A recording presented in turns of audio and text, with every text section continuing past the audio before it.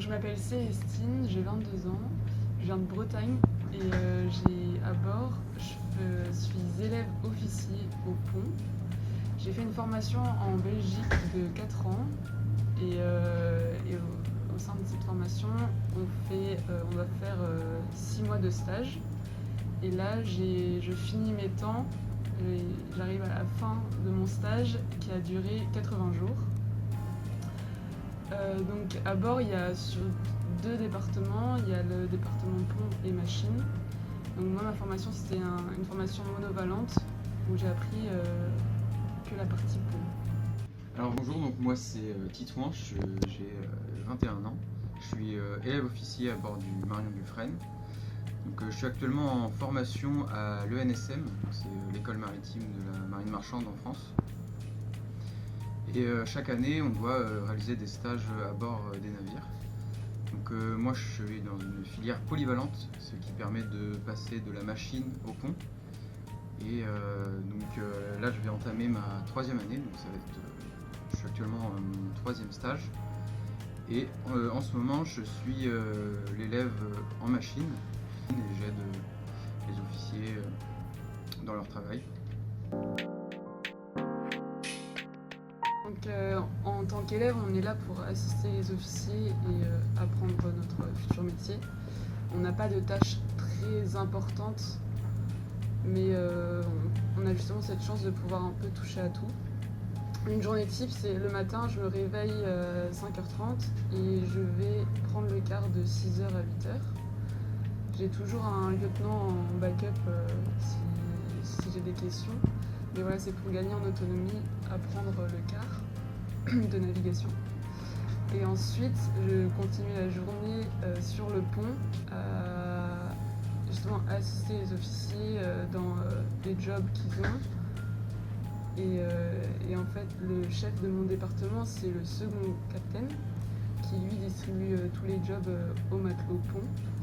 Et après, moi, j'essaye de faire des petits jobs à droite à gauche pour acquérir des compétences.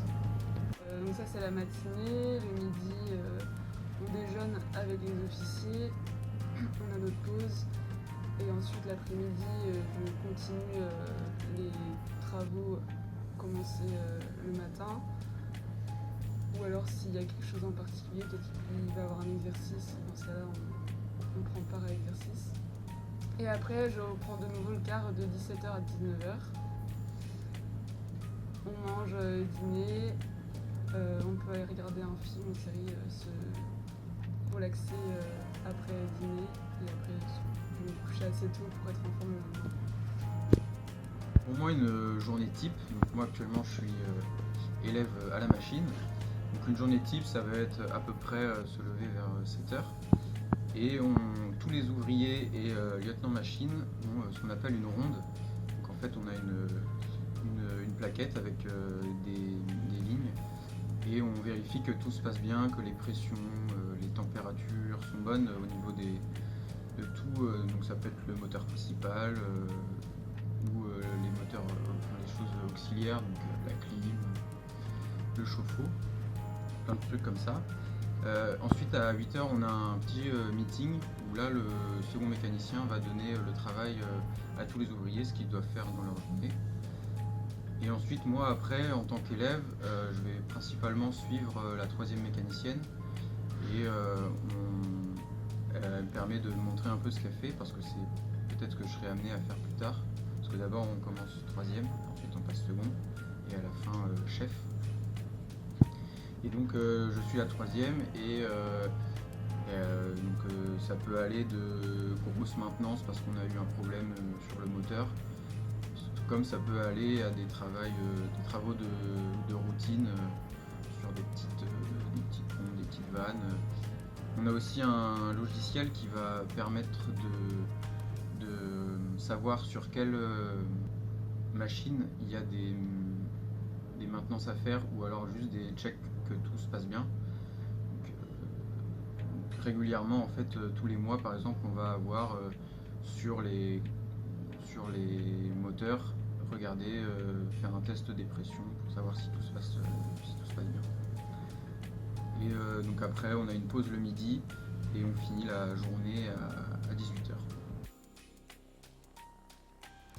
Je vais juste raconter un peu mon parcours. Là, j'ai cumulé 6 mois de stage d'embarquement au total. Non, 7 mois même.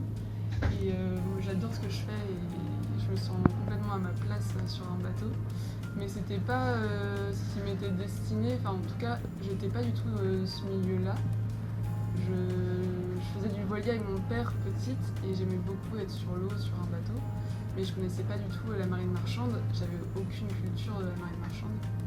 Et c'est au moment de décider d'un avenir, d'une orientation. J'ai découvert l'école française à un salon d'étudiants et j'ai commencé par faire une prépa qui n'existe plus, mais c'était une prépa marine marchande pour me conforter dans mon choix. Parce que de base je voulais faire une école d'art, rien à voir.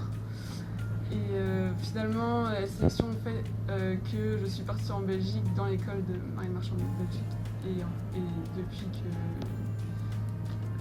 je suis tellement épanouie dans ce que je fais et je trouve ça génial.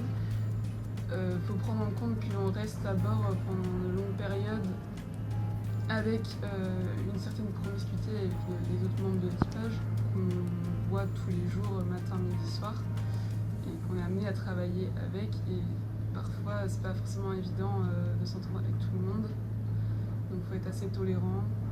Mais et à l'inverse, ça peut être génial si on s'entend bien avec l'équipage. Voilà. Ce qui m'attirait dans le métier, c'est travailler sur un bateau. Et en plus de ça, on voyage beaucoup. Ça dépend de quel type de navire on est, mais là, par exemple, je suis allée au Brésil, au Venezuela, à Calais, en France, en Pologne. On a fait le tour des TAF et on a la Mayotte avec le Marion Dufresne. Et c'est certainement des endroits que j'aurais jamais découvert si je faisais pas ce métier. Même peut-être des endroits où je serais pas allée en voyage personnellement. Et en fait, c'était super sympa de découvrir. Voilà. Alors je vais prendre le côté un peu professionnel. Si je pourrais citer des avantages, donc je prends le côté machine, c'est qu'on est vraiment amené à utiliser nos mains, travailler vraiment directement, réfléchir. On a aussi une grande diversité de travail. On va faire de la mécanique, on va faire de la frigo, on va faire du sanitaire. C'est vraiment assez varié et on est amené à connaître des choses. On n'est pas on va pas forcément aller très loin, et on va avoir une connaissance assez globale, assez intéressante, je trouve. Après, pour quelques côtés négatifs, c'est qu'il fait quand même chaud, du bruit. Ça peut être assez éprouvant de travailler dans cette zone, dans cette ambiance. Mais on s'y fait. Et puis on a tout ce qu'il faut, les casques anti-bruit, donc on s'adapte. Et après, sinon, pour cette fois-ci plutôt le côté social ou la vie, c'est que ça peut parfois être un peu compliqué de partir loin de sa famille. On va louper des choses, on peut louper Noël ou des anniversaires, donc ça peut être parfois un peu compliqué. Mais après on a la chance quand même de pouvoir naviguer un peu partout dans le monde, parfois aller dans des endroits assez exceptionnels et uniques. Donc là sur Marion Dufresne, on a pu faire la tournée des terres australes et antarctiques françaises. Et donc ça c'est assez unique et exceptionnel. Voilà. Alors du coup, tous les deux, c'est quoi votre ressenti vis-à-vis de la participation à une mission scientifique ?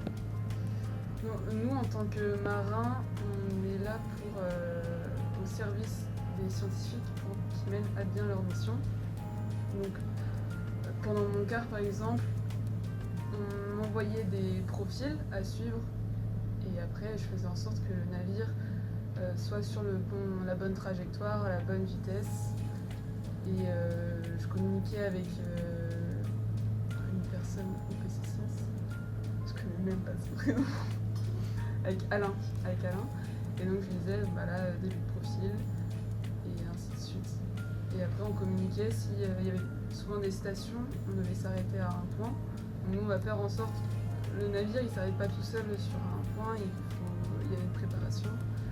Voilà, les scientifiques nous disent voilà, on pourrait faire un stop à tel point, et nous on fait en sorte que le navire soit à tel point dans les plus brefs délais. On est vraiment là au service des scientifiques pour leur mission. Après, c'est un peu compliqué. Moi, j'ai trouvé de toujours bien s'intéresser, de savoir tout ce qui se passe à bord du navire. Parce que nous, notamment en machine, on est assez isolés, on croise pas forcément beaucoup de scientifiques dans la journée. On est vachement occupés toute la journée. Du coup, notamment les conférences, il y en avait quasiment tous les jours, je crois, mais c'était pendant les heures de travail.